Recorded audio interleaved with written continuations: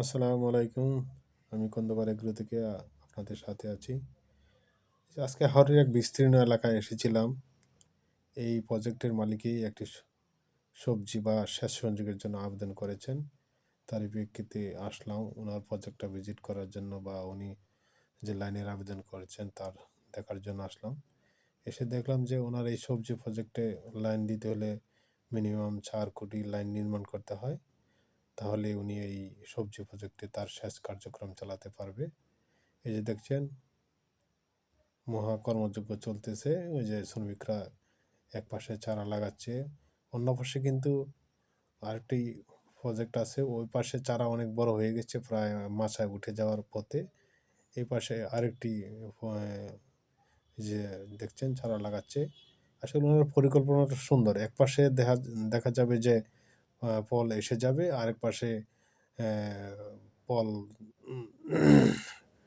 হওয়ার জন্য তৈরি হয়ে যাবে। এর জন্য সবটা একসাথে না লেগে পর্যায়ক্রমে লাগাচ্ছেন। এই হাওরের এই জমিগুলি কিন্তু সারা বছরই পতিত হিসাবে পরিত্যক্ত, অনাবাদী হিসেবে পরিত্যক্ত, শুধু গরু চড়ানো হতো। কিন্তু এই উদ্যোক্তা বিশাল একটা উদ্যোগ নিয়েছেন। গত বছর অল্প পরিসরে করেছিলেন, কিন্তু এবার প্রায় 1000 কাঠা জমি উনি নিয়েছেন, নিয়ে এই সবজি প্রজেক্টটা করেছেন। এখানে হচ্ছে যেটা জালি কুমড়া বলে, ওই কুমড়ো চাষ করেছেন। এই যে গাছ লাগাচ্ছে দেখছেন, শ্রমিকরা গাছ লাগাচ্ছে, এবং এই চারাগুলি উনি নিজে তৈরি করে নিয়েছেন। ওই পাশে একটি শেড তৈরি করেছেন। এখানে প্রায় 20 জন শ্রমিক সারাদিন প্রত্যেক দিন কাজ করে, তাদের টাকার ব্যবস্থা করে দিয়েছেন হাওরের মধ্যে। একটা বিশাল কর্মযোগ্য হাওরে বিস্তীর্ণ এলাকা কিন্তু এভাবে সারা বছর অনাবাদী হিসেবে পড়ে থাকে।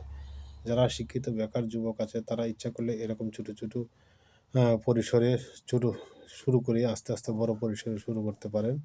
কারণ এই জমিগুলো যদি আবাদের আওতায় চলে আসে, দেশে যদি খাদ্য উৎপাদন হয়, আপনার আমদানি নির্ভরতা কমবে। যদি আমদানি নির্ভরতা কমে তাহলে দেশের রেমিটেন্স বাড়বে।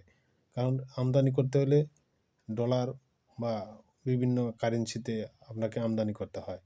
যদি মনে করেন এই যে এখানে প্রায় 1000 কাঠা জমি, যেটা দেখলাম 1000 কাঠা জমি যদি উনি এই সবজি প্রজেক্টটা করেছেন, তো এখানে যদি আল্লাহর রহমতে আল্লাহর সহায় হন, যদি পর্যাপ্ত পরিমাণে উৎপাদন হয়, এই উৎপাদন দেশের জিডিপিতে অনেক ভূমিকা রাখবে। অনেক সবজি উৎপাদন হবে, যেটা আমাদের খাদ্য চাহিদার একটা বিরাট অংশ কাজে লাগবে। খাদ্য চাহিদা যদি আমাদের মিটে যায় তাহলে আমাদেরকে আমদানি নির্ভরতা কমবে। আমদানি নির্ভরতা কমলে আমাদের ডলার কারেন্সি যেটা আছে এটা থেকে আমরা আমদানি নির্ভরতা থেকে আমাদের ডলার এই যে রিজার্ভ বাড়বে।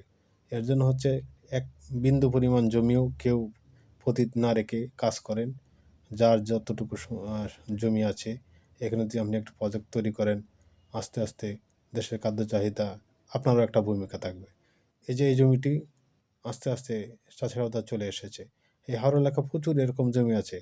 আপনারা যারা শিক্ষিত বেকার যুবক আছেন, আপনারা ইচ্ছা করলে ছোটো ছোটো এরকম প্রকল্প তৈরি করতে পারবেন, তৈরি করতে পারেন। দেশের খাদ্য চাহিদা ঘাটতি মেটাতে আপনাদেরও একটা ভূমিকা থাকবে ইনশাল্লাহ।